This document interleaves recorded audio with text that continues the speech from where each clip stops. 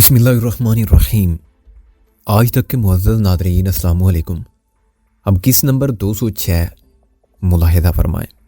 تم اسے بتاؤ گے کہ اب دنیا وہی جنت ہے جسے وہ آباد کرنا چاہتی تھی تمہارے ساتھ مل کر، پھر ہم سب اسے واپس لے آئیں گے، وہ یقیناً واپس آئے گی۔ غالب تم اب بھی اصل حقیقت کو مجھ سے پوشیدہ رکھنے کی کوشش کر رہے ہو۔ میں نے کہا اصل حقیقت یہی ہے جو میں نے بتا دی۔ غالب نے میری طرف دیکھے بغیر کہا مجھے شک ہے کہ رابعہ کی یہ ذہنی کیفیت نفسیاتی مسائل اور صدمات کا نتیجہ نہیں ہے۔ میں نے کہا کیا اس پر تشدد ہوا تھا؟ اسے اغوا کر کے لے جانے والوں نے اسے کچھ پوچھنے کی کوشش کی ہوگی۔ رابعہ سے ان کو کیا معلوم ہو سکتا تھا؟ وہی جو انہوں نے مجھ سے معلوم کرنا چاہا تھا۔ میں نے کہا ان کو ہماری طرف سے یہ اطمینان نہیں تھا کہ ہم ان کے اصل کاروبار کے بارے میں کتنا علم رکھتے ہیں۔ ہم نے تو ان کو تاثر دیا تھا کہ ہمارے نزدیک وہ ہیروئن کے اسمگلر ہیں، اور خود انہوں نے بھی کوشش کی تھی کہ خود کو منشیات کے دھندے میں ملوث ثابت کر دیں، حالانکہ ایسا تھا نہیں۔ وہ اس سے زیادہ سنگین جرم میں ملوث تھے۔ وہ اسلحے کی اسمگلنگ کر رہے تھے، اور یہ اسلحہ مشرقی بنگال کے غیر ملکی تخریب کاروں اور ان کا ساتھ دینے والے علیحدگی پسندوں تک پہنچا رہے تھے۔ منشیات کا دھندا تو اس کے مقابلے میں بہت معمولی جرم تھا۔ انہوں نے خود اپنے خلاف اپنے جرم کے ثبوت مہیا کیے اور ہمیں موقع دیا کہ ہم یہ ثبوت دیکھ لیں۔ یہ کوشش ہمیں گمراہ رکھنے کے لیے تھی۔ اگر کوئی لڑکا شراب پیے تو اسے یہ ڈر ہوتا ہے کہ شرابی کو ماں باپ اور سارے گھر خاندان اور محلے میں کتنی مخالفت اور نفرت کا سامنا ہوگا۔ وہ خود اپنے بارے میں مشہور کرا دے کہ اس کو جوئے کی عادت ہے تو سب اسے برا کہیں گے، مگر شرابی کے مقابلے میں جواری پھر بھی قابل قبول ہوتا ہے۔ انہوں نے مجھے اسی لیے اغوا کیا تھا کہ مجھ سے حقیقت جان سکیں، انہیں اطمینان ہو جائے کہ ہم جو کچھ جانتے ہیں وہی ہے جس کا ہم اظہار کرتے رہتے ہیں۔ اس مقصد کے لیے انہوں نے بہت سے سائنٹیفک طریقے پر کام کیا۔ انہوں نے مجھ پر جسمانی تشدد نہیں کیا، میرے ذہن کو مطیع کیا، ایسی دوائیں دینے کی کوشش کی جن سے میرا ذہن میرے اختیار میں نہ رہے، اور اگر مجھے شبہ نہ ہوتا تو وہ اپنے مقصد میں کامیاب بھی ہو جاتے، لیکن میں بچ گیا۔ یہ میں بعد میں بتاؤں گا کہ کیسے۔ میں یہ پوچھنا چاہتا ہوں کہ کیا یہی رابعہ کے ساتھ کیا گیا تھا، اور کیا اس کے ذہن پر بھی انہی دواؤں کا اثر ہے؟ تمہارا اندازہ درست ہے۔ غالب نے کچھ دیر کی خاموشی کے بعد اعتراف جرم کرتے ہوئے کہا رابعہ پر بھی ذہنی تشدد ہوا تھا۔ اس کا ایک نتیجہ تو یہ نکلا کہ وہ دماغی توازن کھو بیٹھی۔ میں نے تلخی سے کہا لیکن کیا اس نے قبول کر دیا کہ ہم حقیقت کو جانتے ہیں؟ یہ وہ خود تو بتا نہیں سکتی۔ نازو کے کہنے کے مطابق اس نے بھرپور مزاحمت کی، مرزا غالب نے کہا، اور ڈاکٹر کا کہنا ہے کہ اس کے دماغ پر یہ منفی اثرات اسی مزاحمت کا نتیجہ ہے۔ جس طرح جسمانی تشدد کے خلاف قوت برداشت کا مظاہرہ کرنے کا نتیجہ یہ نکلتا ہے کہ جسم ٹوٹ پھوٹ جاتا ہے اور ناکارہ ہو جاتا ہے، ایسے ہی ذہن پر ہونے والے تشدد کو برداشت کرنے سے ذہنی معذوری اور شکست و ریخت ہوتی ہے۔ علاج سے جسم بھی ٹھیک ہو جاتا ہے، علاج سے اس کا ذہن بھی نارمل ہو جائے گا۔ یہ کہنا غلط ہے کہ وہ دماغی توازن کھو بیٹھی ہے۔ اس وقت میں اتنی دیر کے لیے رکنے کے لیے نہیں آیا تھا۔ میں نے کہا میں اپنے ساتھ ایک خطرہ لیے پھر رہا ہوں۔ مجھے آج رات ایک کام ختم کرنا ہے جو کل نہیں ہو سکتا۔ اس کا مطلب ہے تم واپس جاؤ گے؟ مرزا غالب نے کہا ہاں، مجھے مدد کی ضرورت تھی۔ تم تینوں میں سے کوئی میرے ساتھ رہتا تو اچھا تھا۔ میں نے کہا لیکن محسن ہے نہیں اور نیک محمد بھی غائب ہے۔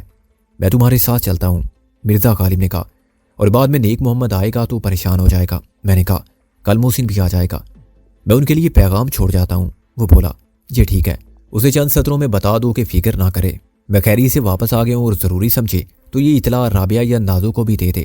محسن کو بتا دے کہ ہم ڈونگا پتن سے آگے موضوع کرما والی میں ہوں گے۔ اول تو ہم صبح تک لوٹ ہی آئیں گے، لیکن کسی وجہ سے نہ آ سکے تو محسن اور نیک محمد کے علم میں ہوگا کہ ہم کہاں تھے۔ غالب نے یہی بات کاغذ کے ایک پرزے پر لکھی اور پیغام کو ایک نمایاں جگہ پر رکھ دیا۔ میں نے غالب کو اپنے ساتھ 2 ریوالور رکھنے کو کہا اور اپنے لیے بھی ایک اور ریوالور اٹھا لیا۔ مسروقہ ضبط شدہ اور بالغ غنیمت کی صورت میں ہمارے پاس اتنا اسلحہ جمع ہو گیا تھا کہ ہم جہاں جاتے تھے ایک اسلحہ خانہ لیے پھرتے تھے۔ ویسے تو ہمارے پاس دشمن سے چھینی ہوئی مشین گن بھی تھی، لیکن اس کے راؤنڈ ختم ہو جانے کے بعد وہ ہمارے لیے بے مصرف ہو گئی تھی۔ اس ملک میں ایک معمولی ریوالور پر بھی پرمٹ اور لائسنس کے بغیر نہیں ملتا، اور لائسنس حاصل کرنا جوئے شیر لانے سے کم نہ تھا۔ ایسی صورت میں ہمارے لیے مقابلے کی یہی ایک صورت رہ جاتی تھی کہ ہم دشمنوں سے ہی ان کا اسلحہ چھین کر جمع کرتے جائیں اور ناجائز ذرائع سے حاصل ہونے والا اسلحہ رکھیں۔ ابھی تک اسلحے کی ضرورت پوری کرنے میں سب سے زیادہ مددگار جودی دلاور کے شکاری ہوئے تھے، جو ہمارا شکار بنے تھے۔ ہمارے ہاتھوں مارے گئے تھے یا بھاگنے پر مجبور ہو گئے تھے تو اپنا اسلحہ چھوڑ گئے تھے۔ غالب نے دروازے کو مکفل نہیں کیا، دونوں پٹ ملا کے چھوڑ دیا۔ جب میں چلنے لگا تو مجھے زہر کی وہ شیشی یاد آئی جو میری جیب میں تھی۔ میں نے واپس اندر جا کر اسے ایک محفوظ مقام پر چھپا دیا جہاں اس پر کسی کی نظر نہیں جا سکتی تھی۔ پھر میں غالب کے ساتھ گلی کے موڑ تک پہنچا۔ میرا خیال تھا کہ میں رابعہ اور نازو، محسن، نیک محمد اور غالب سب کو اپنی اچانک آمد سے حیران کر دوں گا اور ان کی خوشی سے بھرپور گالیاں سن کے اور ان کے مسرت سے لبریز آنسو پونچھ کے لوٹ جاؤں گا، لیکن ایسا نہیں ہوا تھا۔ مجھے ویرانے میں تنہا بھٹکنے والی روح کی طرح غالب ملا تھا۔ باقی سب خبریں حوصلہ شکن ملی تھی۔ 5-10 منٹ کی بجائے مجھے آدھا گھنٹہ لگ گیا تھا، اور اب میں ڈر رہا تھا کہ اتنی دیر میں ایک حقیقی اور 2 زندہ لاشوں کے وجود کا راز فاش نہ ہو گیا ہو۔ وہ مختصر سا مجمع میں نے دوری سے دیکھ لیا، جو شیورلیٹ کے آس پاس حیرت اور خوف کے ملے جلے جذبات کے ساتھ حلقہ بنائے کھڑا تھا۔ مجھے اپنی غلطی کا احساس ہوا۔ یہ سب باتیں میں فرصت پر اٹھا رکھتا تو اس نئی آفت سے بچ جاتا، لیکن باتوں باتوں میں آدھا گھنٹہ گزر گیا اور اتنی دیر میں کسی نے گاڑی میں پڑی ہوئی لاش کو دیکھ لیا۔ معلوم نہیں اب کیا ہونے والا تھا۔ مرزا غالب، میں نے کہا، اس گاڑی میں ایک عورت کی لاش پڑی ہوئی تھی، ایک ہندو عورت کومل کی لاش۔ اور وہ بھی ایک عورت کی؟ عورت بھی ہندو؟ مرزا غالب نے سر پکڑ لیا۔ کیا بات ہے جناب کی، اپنے لیے مصیبت بھی تلاش کرتے ہیں تو ایسی کہ بندہ حیران ہو جائے۔ شاعری مت کرو، کام کرو، میں نے کہا۔ اس مصیبت سے چھٹکارا پانا بے حد ضروری ہے۔ دیر کی تو مصیبت 3 گنا ہو جائے گی۔ 2 بہت خطرناک قسم کے بندے ڈکی میں بھی بند پڑے ہیں۔ اب ہم قریب جا کے صورتحال کا جائزہ لیتے ہیں۔ یہ لوگ گاڑی والے کی واپسی کا انتظار کر رہے ہوں گے۔ ممکن ہے کسی کو بھیج چکے ہوں کہ پولیس کو بلا لائے، مرزا غالب نے کہا۔ ہاں یہ بھی ہو سکتا ہے، میں نے کہا۔ ہر صورت میں تم قریب جا کے لوگوں سے بات کرو، عام تماشائی کی طرح پوچھو کہ بات کیا ہے، پھر جاؤ اور کسی باوردی پولیس مین کو پکڑ لاؤ۔ اسے 200-400 کی جگہ 1000 بھی دینے پڑے تو کوئی بات نہیں۔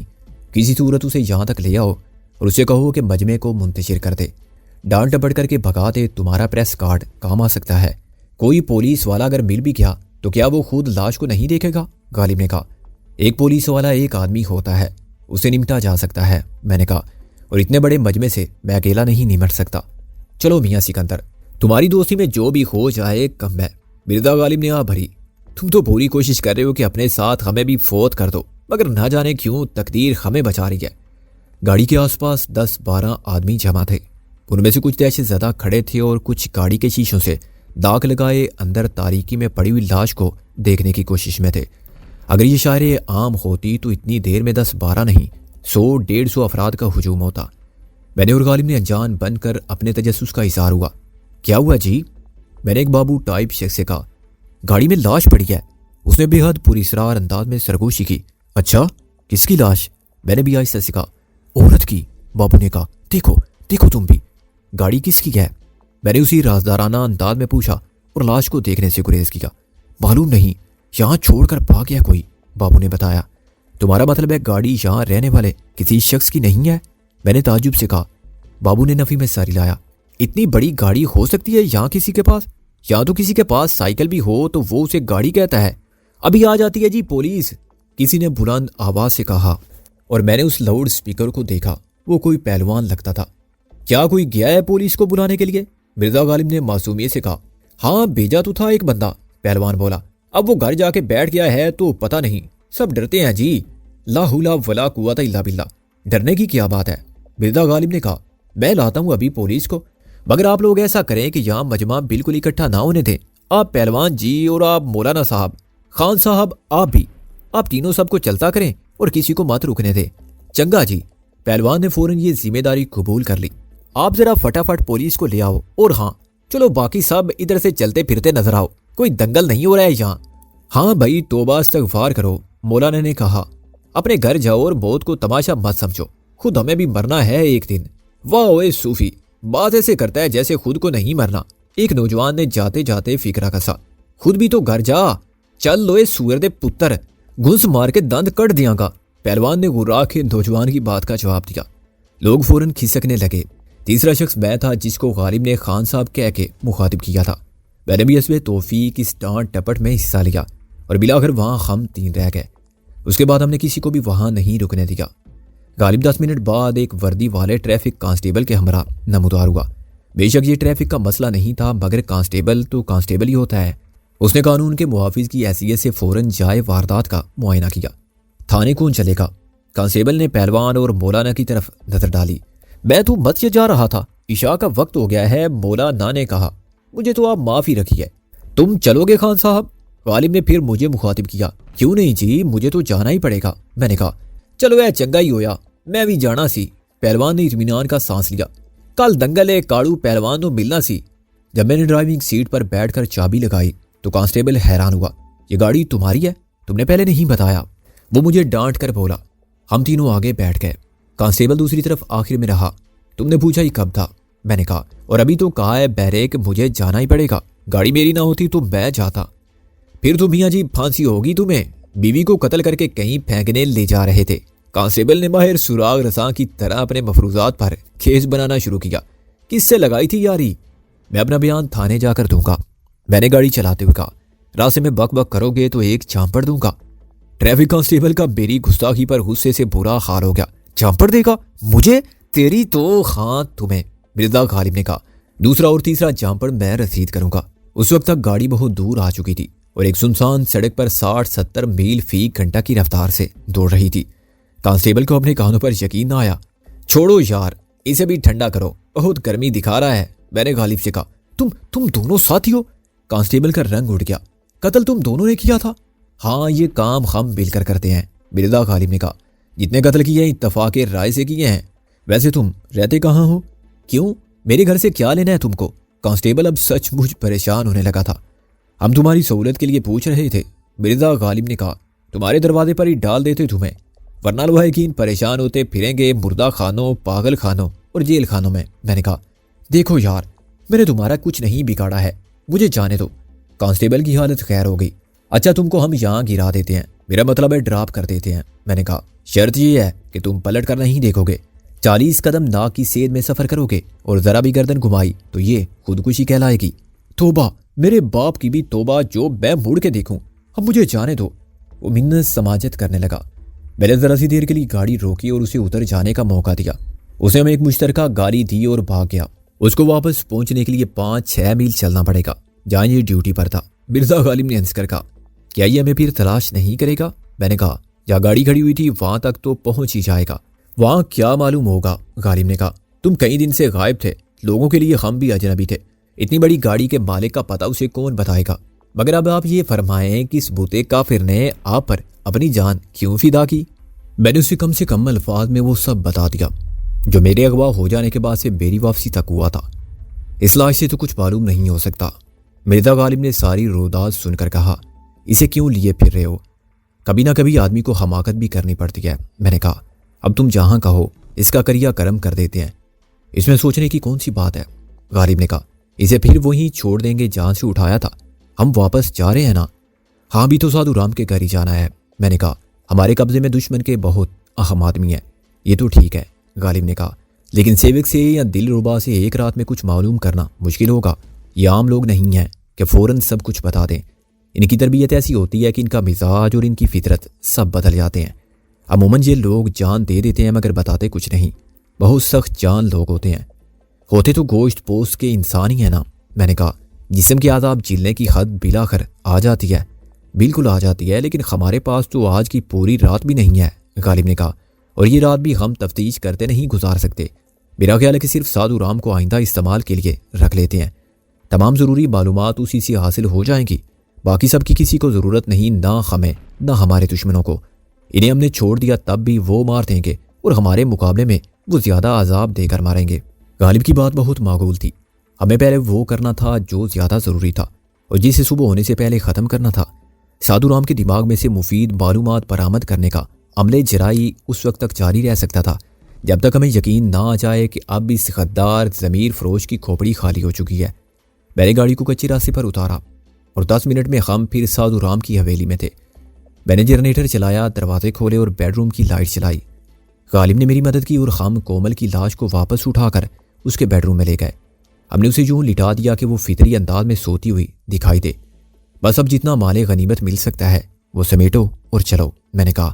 ہے تو یہ ہمارے دشمنوں کا ہی مال، تو مال غنیمت جمع کر، میں دیکھتا ہوں کہ کاغذات اور دستاویزات، غالب نے کہا۔ میں نے نفی میں ساری لایا، ایسے کام کرنے والے کوئی ثبوت گھر میں نہیں رکھتے، جو کسی کے ہاتھ لگ جائیں تو مصیبت بن جائے۔ منطقی طور پر یہ بات تسلیم کی جا سکتی ہے، غالب نے کہا، پھر بھی تلاش کرنے میں کیا حرج ہے؟ میں نے گھر کے اندر مختلف خانوں اور الماریوں کی دروازوں سے 40,000 روپے کی پاکستانی کرنسی برآمد کی، تقریباً اسے دگنی مالیت کی انڈین کرنسی ایک سوٹ کیس میں بند تھی۔ معلوم نہیں سادھو رام نے اسے کس مقصد کے لیے جمع کیا تھا، غالباً آڑے وقت کے لیے جب اسے اچانک بھاگنا پڑے تو ایک سوٹ کیس لے کر سرحد پار کر جائے۔ مصیبت کے وقت سب سے بڑا دوست اور سب سے زیادہ قابل اعتماد سہارا پیسے کا ہی ہوتا ہے، جو سارے مسائل حل کر دیتا ہے اور تمام مشکلات سے نجات دلا دیتا ہے۔ سادھو رام جیسے لوگ بے یقینی کے خوف کے سائے میں جیتے ہیں۔ انہیں ایک طرف اپنے خزانوں کے بھرے جانے سے خوشی ملتی رہتی ہے، تو دوسری طرف یہ دھڑکا لگا رہتا ہے کہ تقدیر نامہرباں ہو گئی تو ایک چھوٹی سی غلطی بہت بڑی سزا بن جائے گی۔ پھر پناہ کون دے گا؟ جن کی تھالی میں کھایا اور پھر انہی کی تھالی میں چھید کیا، وہ تو برا حشر کریں گے۔ جن کے لیے یہ سب کیا تھا وہ بھی اس چھوٹی سی غلطی کو ناقابل معافی جرم بنا دیں گے۔ پیسہ ہوگا تو کسی گوشہ گمنامی میں چھپ چھپا کے بھی زندگی گزارنے کی گنجائش رہتی ہے۔ میں نے اس سوٹ کیس کو بھی باہر لے جا کر ڈیکی میں ڈالا۔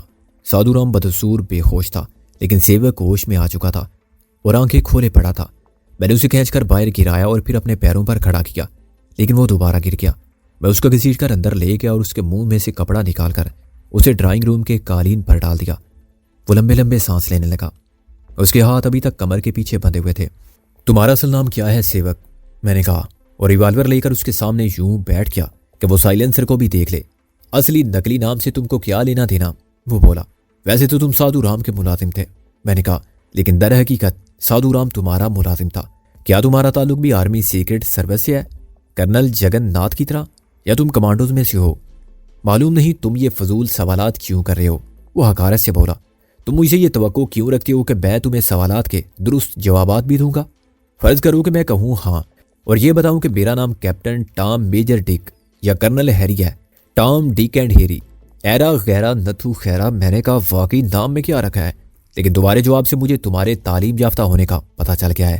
تمہارے کام کی نوعیت کے پیش نظر میں فرض کر لیتا ہوں کہ تم خصوصی مقاصد کے لیے منتخب کیے جانے والے خاص آدمی ہو۔ ایسے خطرناک مشن کی نگرانی معمولی لوگ نہیں کر سکتے۔ یہ بات دلربا کے بارے میں بھی کہی جا سکتی ہے۔ وہ واقعی بہت غیر معمولی عورت ہے۔ میں نے اس کو اصل روپ میں دیکھا ہے، اس لیے میں ایسا کہہ رہا ہوں۔ وہ حسن و شباب کے اسلحے کو بے طریق استعمال کرنا جانتی ہے، مگر اس سے زیادہ خطرناک وہ ذہانت ہے جس سے کام لے کر وہ دلربا سے کرما والی بن گئی ہے۔ اسے اپنی جگہ بنانے کے لیے سائیں پاپڑ والے کو غائب کیا۔ یہ اس کرما والی کی کرامت تھی یا اسے وہاں پہنچانے والوں کی؟ مگر اس نے بہت ہوشیاری سے گاؤں والوں کے سامنے اپنی کلندری کا سوانگ رچایا۔ اس ڈبل رول میں وہ بہت کامیاب رہی، لیکن وہ بات آج بھی سچ ہے کہ 100 دن چور کے تو ایک دن کوتوال کا۔ تم نے فرض کر رکھا تھا کہ اس ملک کی انٹیلیجنس سوئی ہوئی ہے، جبکہ وہ کھلی آنکھوں سے سب دیکھ رہے تھے۔ یہ میرے لیے کوئی حیرت انگیز انکشاف نہیں ہے، وہ بولا۔ جب کوئی اس قسم کے مشن پر دشمن کی سرزمین پر قدم رکھتا ہے تو اسے کوئی خوش فہمی نہیں ہوتی ہے۔ دشمن کو بھلا کون بے وقوف اور کمزور سمجھتا ہے؟ سبھی جان ہتھیلی پر رکھ کر سرحد پار کرتے ہیں۔ اگر دوسرے ملک کی انٹیلیجنس باخبر ملے تو حیرانی کیسی؟ جنہیں جان عزیز ہوتی ہے وہ ایسے کام کرتے نہیں ہیں۔ غالب کا خیال ٹھیک تھا۔ سیوک جیسے تربیت یافتہ جاسوس یا کمانڈو سے کچھ بھی نہیں پوچھا جا سکتا تھا۔ اسے موت کی پرواہ نہ تھی۔ پھر بھی صبح تک تم سوچ لو، میں نے کہا۔ تم اپنے تمام ساتھیوں کے پتے ٹھکانے بتانا پسند کرو گے یا زندہ رہنا؟ تمہاری پیشکش اہم کانا ہے۔ میں غداری کا مرتکب ہونے سے بہتر سمجھتا ہوں کہ خود کو گولی مار لوں، وہ بولا۔ تمہاری مرضی، ہمیں سادھو رام سے بھی کچھ نہ کچھ تو معلوم ہوگا، میں نے کہا۔ اس الو کے پٹھے کو میرا اصل نام تک معلوم نہیں، سیوک ہنسا۔ وہ زیادہ سے زیادہ یہ بتا سکتا ہے کہ اس نے کتنا اسلحہ کتنی رقم میں بیچا۔ جگن ناتھ، دلربا، یہ سب نام بے مقصد ہیں۔ اس کا مطلب ہے کہ میں نے جس ہیلی کاپٹر کا نمبر وغیرہ نوٹ کیا تھا وہ سب بھی بوگس تھا، میں نے کہا۔ خیر، ہم معلوم کر لیں گے، ہم بہت کچھ معلوم کر چکے ہیں، لیکن تمہیں نہیں معلوم۔ تمہارا تعلق بھی آرمی انٹیلیجنس سے ہے، وہ بولا۔ بھی؟ میں مسکرایا۔ گویا تم نے اپنے آرمی انٹیلیجنس سے تعلق کو تسلیم کر لیا ہے۔ بس میرا تعلق بھی اسی سے ہے۔ تمہارے سب ایجنٹ، ان کی سرگرمیاں، ٹھکانے اور عزائم، ان کا ساتھ دینے والے ضمیر فروش، پیسے کے لالچ میں ملک کو بیچنے والے، یہ سب آمنے سامنے آتے جاتے رہتے ہیں۔ یہ سب تم مجھے کیوں بتا رہے ہو؟ وہ بولا۔ مجھے کوئی کام کی چیز نہیں ملی، غالب نے اندر آتے ہوئے کہا۔ اس سے کچھ معلوم ہوا؟ معلوم تو ہو جاتا لیکن وقت نہیں ہے، میں نے کہا۔ میں سادھو رام کو لاتا ہوں، ہمیں جانا بھی ہے۔ غالب نے میری جگہ سنبھالی اور ریوالور لے کر بیٹھ گیا۔ میں دوسری بار باہر گیا اور سادھو رام کو اٹھا لایا۔ دوبارہ غور کرنے پر میں نے اپنا خیال بدل دیا۔ غالب نے کہا، سادھو مہاراج کو اپنے ساتھ ہی رہنا چاہیے، یہ بہت کارآمد چیز ہے۔ اگر اسے ہم یہاں چھوڑ گئے اور کوئی چرا کے لے گیا یا تباہ کر گیا تو نقصان ہمارا ہوگا۔ یہ تو ٹھیک ہے، چلو اسے ساتھ ہی رکھتے ہیں، میں نے کہا۔ مگر صبح واپس آئیں گے تو مسئلہ ہوگا، یہ گاڑی ہمیں واپس نہیں لانی ہے، نکال لیں گے اس کا بھی کوئی راستہ، غالب نے کہا۔ مال کتنا ملا؟ 40 نقد، سونا ہے کافی، میں نے کہا۔ انڈین کرنسی کا ایک سوٹ کیس بھرا ہوا تھا جو میں نے گاڑی میں رکھ دیا۔ یار بھوک لگی ہے۔ ہم نے وہاں سے اپنی موجودگی کے سارے نشانات مٹا دیے تھے اور چلنے ہی والے تھے کہ غالب نے کہا بھوک۔ ہاں بھوک تو لگی ہے، میں نے کہا، لیکن یار ہندو کا گھر ہے، کھانا تو ہندو نہیں ہوتا۔ مرزا غالب نے دلیل دی، مثلا بسکٹ پاکستانی ہیں، انڈے پاکستانی مرغیوں نے دیے ہیں، اور یہاں اس گھر میں تو جو کچھ ہے ہمارا ہی ہے۔ آخر ان گھروں میں ہم جیسے مسلمان ہی رہتے ہیں جو سادھو رام کے ہم مذہب چھوڑ گئے تھے۔ اچھا تو پھر لے آج جو ملے، اللہ کا نام لے کر کھائیں گے تو پاک ہوگا، میں نے کہا۔ بعد میں نہ جانے کب کچھ ملے۔ آدھے گھنٹے بعد ہم دوبارہ روانہ ہوئے تو سادھو رام اور سیوک دونوں پہلے سے بھی زیادہ سختی کے ساتھ بندھے ہوئے ڈیکی میں باندھے۔ اب ایسے کسی کو پرواہ نہ تھی کہ وہ مر جائیں گے، ورنہ تو ان کو بہرحال تھا۔ موضوع کرما والی تک کا راستہ رات کے وقت بہت دشوار گزار ثابت ہوا۔ اگر میں اس راستے سے پہلے نہ گزرا ہوتا تو ہم مشکل میں پھنس جاتے۔ ہیڈ لائٹس کو ہم نے آف کر رکھا تھا اور پارکنگ لائٹ کی روشنی جو صرف آگے تھی راستہ دکھانے کے لیے ناکافی تھی۔ جب مجھے کرما والی کا ڈیرا نظر آنے لگا تو میں نے گاڑی روکی۔ رات کے وقت کچے راستے سے کسی کے گزرنے کا امکان نہ تھا، لیکن میں نے گاڑی کو تھوڑی دور لے جا کر گھنی جھاڑیوں کے پیچھے کھڑا کیا جہاں اسے کوئی دیکھ بھی نہیں سکتا تھا۔ غالب نے اور میں نے باقی فاصلہ پیدل طے کیا۔ ہم دونوں کے ہاتھ میں سائلنسر والے ریوالور بالکل تیار تھے۔ دور گاؤں میں کتے بھونک رہے تھے اور آدھی رات کے سناٹے میں جھینگر اور مینڈک ہر طرف بولتے سنائی دیتے تھے۔ ہم دونوں سمجھتے تھے کہ سب سے مشکل اور خطرناک مرحلہ اب درپیش ہے۔ اس میں کامیابی کا انحصار تائید عزتی پر تھا، ورنہ ہم دونوں کیا تھے؟ سیمنٹ کے پلیٹ فارم پر چڑھ کر ہم دبے پاؤں آگے بڑھے۔ غالب کی مسکینی اور صورت پر برسنے والی حماقت امیز بے چارگی سے کوئی بھی دھوکہ کھا سکتا تھا، لیکن میں اس کی جرات رندانہ کا، بے جگری کا اور خلاقت افریح جارحانہ انداز کا، اس کے نشانے کے بے خطا ہونے کا مشاہدہ کر چکا تھا اور اس کی مدد پر اتنا ہی بھروسہ کرتا تھا جتنا اپنی ذات کی صلاحیت پر۔ دروازے کے قریب پہنچ کر میں نے غالب کو پیچھے رہنے کا اشارہ کیا اور دستک دی۔ تیسری دستک پر کسی نے اندر سے پوچھا، کون ہے؟ نام بتاؤ اپنا۔ آواز کسی مرد کی تھی مگر جگن ناتھ کی نہیں تھی۔ اس کا مطلب یہ تھا کہ اندر اور لوگ بھی موجود تھے۔ میں ہوں سادھو رام، میں نے کہا، دلربا سے بڑا ضروری کام ہے۔ دروازہ پھر بھی نہیں کھلا۔ میں پوری طرح مستعد اور گوش پر آواز کھڑا رہا۔ ایسا لگتا تھا کہ میرے جواب نے انہیں مطمئن نہیں کیا تھا۔ سادھو رام، تمہاری آواز کیوں بدلی ہوئی ہے؟ اس مرد نے پوچھا۔ مجھے گلے میں نے کھانس کر کہا، زکام سے گلا خراب ہو رہا ہے۔ کیا تمہارے ساتھ کوئی اور بھی ہے؟ ہاں سیوک ہے، میں نے کہا، لیکن اس جیرا کا مقصد؟ اتنی رات کو یہاں میرے سوا اور کون آئے گا؟ سیوک کے حوالے نے انہیں مطمئن کر دیا۔ دروازہ تھوڑا سا کھلا اور بے ریوالور میں ہاتھ لے کر اندر داخل ہوتے ہی فرش پر گر گیا۔ پہلی گولی جو یقیناً کسی نے مجھ پر چلائی تھی میرے سر کے اوپر سے گزر گئی۔ میں نے دلربا کے چلانے کی آواز سنی اور اس کے بعد دوسری گولی کی جس کے ساتھ کوئی مرد بڑی دل خراش آواز میں چلایا اور اس کا بھاری بھرکم وجود دم سے فرش پر جا گرا۔ بعد با ملاحظہ ہوشیار غالب نے اتنی خطرناک اور خونی صورتحال میں بھی اپنی عادت کے مطابق کہا، کسی نے فوت ہونے کی کوشش بھی کی تو گولی مار دوں گا، الف کی طرح سیدھے کھڑے رہو۔ میں نے زندہ بچ جانے پر خدا کو شکر ادا کیا اور کھڑا ہو گیا۔ غالب نے دانش مندی کا مظاہرہ کرتے ہوئے سب کو مغلوب کر لیا تھا۔ مارا جانے والا شخص وہ تھا جس نے مجھ پر گولی چلائی تھی۔ غالب کو یقین تھا کہ ایسا ہی ہوگا، چنانچہ وہ میرے زمین پر گرنے کے بعد اندر آیا۔ اس وقت شاید ایک ہی شخص کا ریوالور اٹھا ہوا دکھائی دیا تو اس نے مہلت دیے بغیر اسے گولی مار دی۔ غالب کی گولی کا نشانہ بننے والا فرش پر تڑپ رہا تھا۔ گولی اس کے حلق میں سوراخ کر چکی تھی۔ یہ اتفاق نہیں تھا، غالب کے نشانے کا کمال تھا۔ اگر وہ چاہتا، یہ اتفاق نہیں تھا، غالب کے نشانے کا کمال تھا۔ وہ اگر چاہتا تو اس کی دائیں آنکھ غائب کر سکتا تھا یا بائیں نتنے سے گولی اندر اتار سکتا تھا۔ خون کا فوارہ گردن کے سوراخ سے ابل کر جعلی خانقاہ کے فرش کو رنگین کرنے لگا اور مرنے والے شخص کے حلق سے بڑی بھیانک خرخراہٹ بلند ہونے لگی۔ حجرے میں میرے مقابل چند قدم کے فاصلے پر دلربا کھڑی تھی۔ غالباً اسے سوتے سے اٹھایا گیا تھا، چنانچہ وہ جس قسم کی لباس شب خوابی میں تھی اس کا تصور موضوع کرما والی کے عقیدت مند کر ہی نہیں سکتے تھے، اور خود میرے لیے اس کا نائٹ گاؤن باعث حیرت تھا، کیونکہ میں جانتا تھا کہ یہ پیرس نہیں بلکہ پاکستان جیسے غریب اور پسماندہ ملک کا ایک دور افتادہ گاؤں ہے۔ مگر دوری شخصیت رکھنے والی دلربا سادھو رام سیوک اور جگن ناتھ کی چنڈال چوکڑی اپنے مال حرام سے عیش کر رہی تھی۔ ان کی نجی زندگی وہی تھی جو اوباش طبع دولت مندوں کی ہو سکتی ہے۔ دلربا کی خوبصورت آنکھوں میں خوف سے زیادہ پریشانی تھی، شاید اس خیال سے کہ اس کی پیری فقیری کا پردہ چاک ہو گیا ہے اور اسے ایک ملنگی کے روپ میں دیکھنے والے اس حالت میں دیکھیں گے تو اس کا کیا حشر کریں گے۔ سائیں پاپڑ والے کا ڈونگ جو کئی سال سے چل رہا تھا بڑی بے آبروئی کے ساتھ ختم ہوگا۔